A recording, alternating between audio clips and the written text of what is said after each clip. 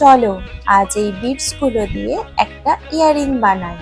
লাগবে যে কোনো কালারের বিডস, আমি ইউজ করছি পার্পল কালার। লাগবে বল পিন, জাম্প রিং আর ইয়ারিং হুক। বল পিনটা মাঝখান দিয়ে কাট করে বিডস অ্যাটাচ করে একটা লুপ বানিয়ে নিতে হবে। যতক্ষণ আমি এটা বানাচ্ছি তোমরা পার্পল হার্ট কমেন্ট করে দিও। যারা যারা কমেন্ট করবে নেক্সট ভিডিওতে আমি তাদের নাম নেব। দেখো আমার লুকটা তৈরি হয়ে গেছে। Tan tan.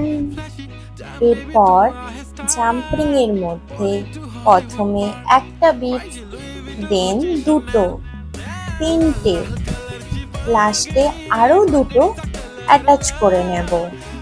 তারপর লাস্টে ইয়ারিং হুক অ্যাটাচ করে দিলেই রেডি।